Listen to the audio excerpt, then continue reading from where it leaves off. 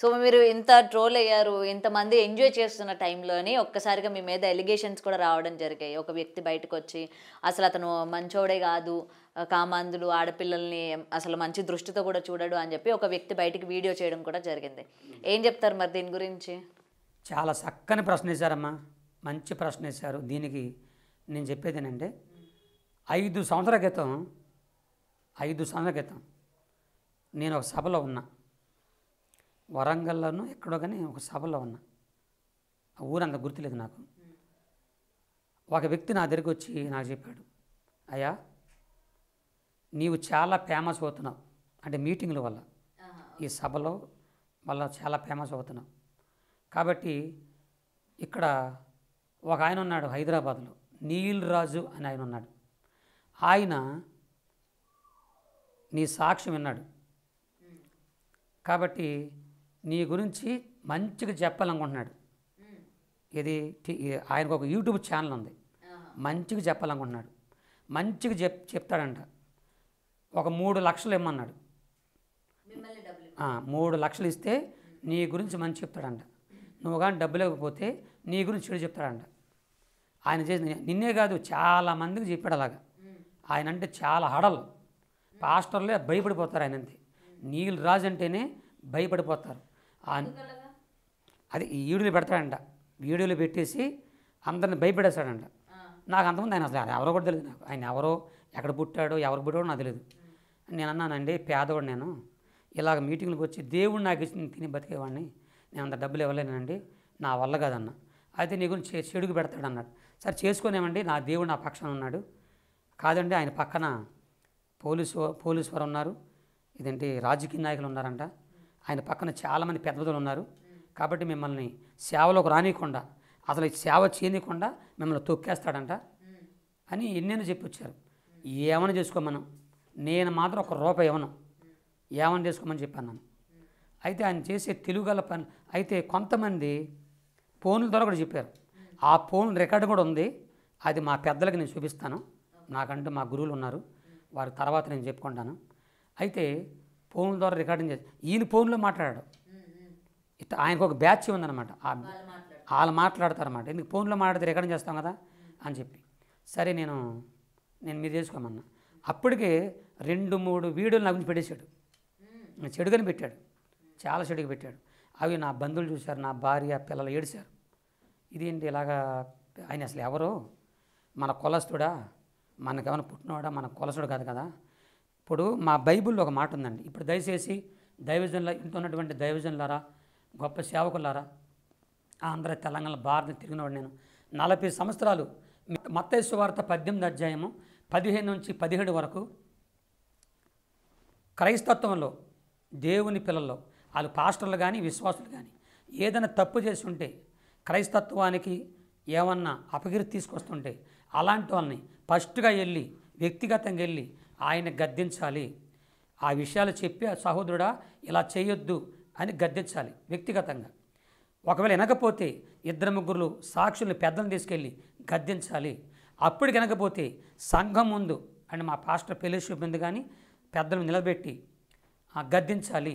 అప్పుడు వినకపోతే అప్పుడు యూట్యూబుల్లోనో ఇంకో ట్యూబుల్లోనో సినిమాలోనో వాళ్ళ గురించి చెప్పి ఎలివేసేయాలి, క్రైస్తవం ఎలివేసేయాలి అని చెప్పారు అని బైబిల్లో ఉంది. మీరు నన్ను విమర్శించిన వాళ్ళలో మిమ్మల్ని అడుగుతున్నా నేను, ఈ మన బిగ్ టీవీ ద్వారా నన్ను విమర్శించే వాళ్ళలో ఏనాడైనా ఎప్పుడైనా మీరు నా దగ్గరికి వచ్చి వ్యక్తిగతంగా నువ్వు ఇలా చేస్తున్నావు, ఈ పాట పాడుతున్నావు, ఈ సాక్ష్యం చెప్తున్నావు, అసలు ఎవరో ఏంటి అని ఎప్పుడన్నా అడిగారా? మీ ఊర్లో వచ్చాను, మీ జిల్లాలకు వచ్చాను, మీ మండలాలకు వచ్చాను, మీ ప్రాంతాలకు వచ్చాను, మీ దగ్గరికి వచ్చాను నేను, నన్ను అడిగారు మీరు? నన్ను అడగల. డైరెక్టర్కి వచ్చి తేరగా ఉందని చెప్పేసి ఫేస్బుక్లోనూ డబ్బులు వచ్చేస్తాయని చెప్పేసి యూట్యూబ్లో పెట్టేసేస్తే అందరు పెరిగిపోతారు, డబ్బులు వస్తాయని చెప్పేసి అలా చెప్పేసి సరిపోయిందా? ఆ దమ్ము లేదా? ఇప్పుడు నీల్ రాజు అని ఆయన నాకు ఫోన్ చేశాడండి, చేశాడు. నా భార్య నేను మాట్లాడాం. ఏం చెప్పాడంటే నిన్ను లేపేస్తా, చేసేస్తా, ఇదంటే ఇదే భయపెట్టేస్తా. ఎందుకు ముఖ్యంగా పాస్టర్స్ని ఎందుకు ఆయన టార్గెట్గా పెట్టుకున్నారంటే? డబ్బుల కోసం, కేవలం డబ్బుల కోసం, కేవలం డబ్బుడాడు. నాకు తెలుసు, నేను అనిపించాను, నేను చూశాను, మీకు ఆ 7 మొత్తం నా దగ్గర ఉన్నాయి. అయితే నా భార్య ఏం చెప్పిందంటే, అయ్యా మేము పేదవాళ్ళం, అన్య జనుల నుంచి దేవుని సేవకు వచ్చాం, ప్రభు చేసుకుంటాం. ఏదన్నా నా భర్త తప్పు చేసి ఉంటే మాట ద్వారా కానీ శుభ ద్వారా కానీ మనుషులు అనే వాళ్ళు తప్పులు చేస్తారు. ఏదన్నా ఉంటే మా ఇంటికి రా, ఇక్కడ ఉన్న పాస్టర్ని కూర్చొని మన పాస్టర్ అసోసియేషన్ ఉంది, కూర్చొని మాట్లాడి నా భర్త తప్పు ఉంటే అప్పటికే నీకు ఒక పూలదండ వేసి నీ కాళ్ళు కడిగి ఒక 50,000 రూపాయలు నీకు ఇస్తాం. నా భార్యని ఇద్దరం చెప్పాం రమ్మని. ఇది చెప్పి 3 సంవత్సరాలు అయింది. ఇంతవరకు అడ్రస్ లేడు. మేము ఆహ్వానించాం, ఫోను చేయలేదు, మా దగ్గర అలా. మళ్ళీ ఇంకో గిడి పెట్టాడు, నన్ను బెదిరిస్తున్నాడు, డబ్బులు ఇవ్వడంట. డబ్బులు ఇస్తే ఆగిపోతాడంట, డబ్బులు అయితే చెప్తేనే చేస్తేనేవాడంట ఆయన. కాబట్టి అది నాకు తెలిసింది. ఈ లోపల ఆయన వీడియోలు కొన్ని చూశారు. చాలామంది పాస్టర్లు, ఒకరిని కాదు, పాస్టర్లనండి పాస్టర్లనండి మొత్తాన్ని అతను టార్గెటే పాస్టర్ని టార్గెట్ చేశాడు. పెద్ద పెద్ద వాళ్ళండి, చిన్న చిన్నలు కాదు, మహానుభావులు, గొప్ప గొప్ప సేవకు. ఇంకా చాలామంది నన్ను విమర్శించడానికి చెప్తున్నా, మీలో చాలామంది గొప్ప దైవజనుడు, మహాదైవజనుడు ఏసన్న గారిని విమర్శిస్తున్నారు, ఓసన్న మినిస్ట్రీని విమర్శిస్తున్నారు, పెద్ద పెద్ద సేవకుల్ని, మన సతీష్ కుమార్ అయ్య గారిని, తర్వాత బెల్లంపల్లి ప్రవీణ్ కుమార్ గారిని, పెద్ద పెద్ద వాళ్ళని. వాళ్ళు ఎంత గొప్ప సేవకులు, ఎక్కడి నుంచి ఎక్కడికి వచ్చారు, ఎలాంటి స్థితి నుంచి ఎలా పైకి వచ్చారు అది నాకు తెలుసు. ఎందుకంటే 40 ఏళ్ళకి సేవకుడు కాబట్టి వాళ్ళ స్థితులు, వాళ్ళ పరిస్థితులు ఫస్ట్ నుంచి ఎంత కన్నీరుగా వచ్చారో, ఇప్పుడు ఈ స్థితికి ఎలాగ వచ్చారో అలా వచ్చారు. కొన్ని వాళ్ళలాగా మీరు సేవ చేయొచ్చు కదా, మాలాగా సేవ చేయొచ్చుగా. నన్ను విమర్శించడం చెప్తున్నా, నేను మీకు చెప్తున్నా, నా సేవలో కానీ, నా సేవ అనుభవంలో కానీ, నా పరిసరలో కానీ, దేవుడు నాకు చేసిన మేలులో కానీ, ఇప్పుడు ఈ రోజున నేను నాకు దేవుడిచ్చిన ఈ ఘనతలో కానీ, కీర్తిలో కానీ నా కాళ్ళు గోరుకుని చాలరా మీరు నన్ను విమర్శించేవాళ్ళు. నా కాళ్ళు గోను చాలరా మీరు. నీతి, న్యాయం, ధర్మం, చట్టం, యేసు క్రీస్తు యొక్క కృప నా పక్షంగా ఉండగా మీలాంటి నీలరాజు లాంటి వాళ్ళు 1,00,000 మంది వచ్చిన దండు దిగిన నా హృదయం భయపడదు. నేను ధైర్యంగా ఉంటాను, దేవుని చాలా ముందుకెళ్ళిపోతాను. ఈ నీలరాజు ఆయనండి ఒక మీటింగ్ వెళ్తే నన్ను ఒక ఆయన బుక్ చేసుకున్నాడు. అది మిర్యాలగూడ అనే ప్రాంతంలో అభిషేక్ అని ఒక అబ్బాయి బుక్ చేసుకుని పేపర్లు వేసారు. వెంటనే ఆ పాస్టర్ గారు నాకు ఫోన్ చేసి, ఏమండి నీలరాజు అంటే ఎవరు శాస్త్రి అండి, ఒక ఆయన శాస్త్రి అంట, వాళ్ళు ఫోన్ చేశారండి. ఫోన్ చేసి ఆడు మంచోడు కాదు అని పిలవకండి, ఆడు కానీ వచ్చాడంటే మేము వచ్చి స్టేజ్ మీద అనుకుంటే చంపేస్తాం అని ఇలా అని చెప్పారంట. చెప్తే ఆయన నాకు అవన్నీ నా దగ్గర ఉన్నాయండి, మొత్తం ఉన్నాయి. అప్పుడు నేను చెప్పాను, అయ్యా నేను ధైర్యంగా వస్తా, ఎవడికి భయపడను. నీతి, న్యాయం, ధర్మం, చట్టం దేవుని కొరకు నా పక్షాన ఉంది, నేను ధైర్యంగా వచ్చేస్తా. రమ్మంటే మీరు వస్తా, మీకు పిరికోలు అయితే, ఆడికి భయపడి పిరికోలు అయితే నేను రానన్నా. వద్దులేండి, వాళ్ళు నన్ను భయపెడుతున్నారండి, నన్ను కూడా కొడతానంటున్నారండి అని నాకు చెప్పాడు. ఇంకా అంత భయపడి ఉండి వద్దులన్నా. అయితే నా చిన్నతనంలో ఇలాగే సేమ్ ఒక సిచ్యువేషన్ ఏంటంటే, నా చిన్నతనంలోనండి దైవజనులారా వినండి, ఆంధ్ర, తెలంగాణ, ప్రపంచ సేవకులారా వినండి, మీ అందరికీ చెప్తున్నాను.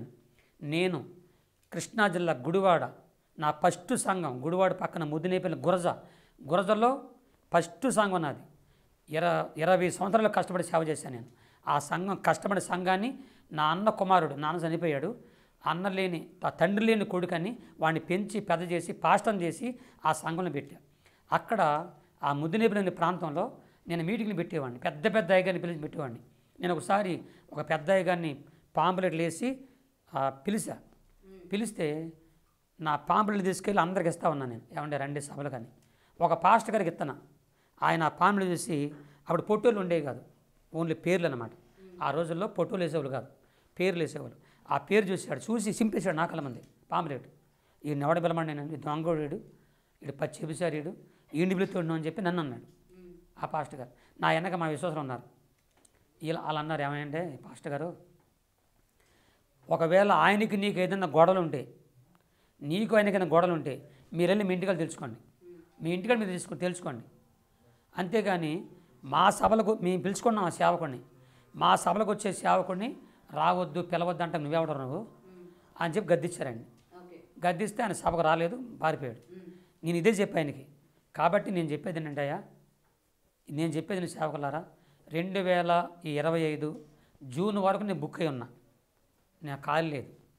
ఇప్పుడు కూడా చెప్తున్నా మీకు, ఒకవేళ ఆ నీలరాజు లాంటి వాళ్ళకి భయపడి నన్ను పిలవకుండా మానేయండి, డేట్ చెప్పేసేయండి. నేను నన్ను పిలిచే వాళ్ళు చాలామంది ఉన్నారు. ఒక్క ద్వారం మూస్తే 7 దారులు నా దేవుడు తెరుస్తాడు నా కొరకు. For more videos like this, subscribe Big TV channel.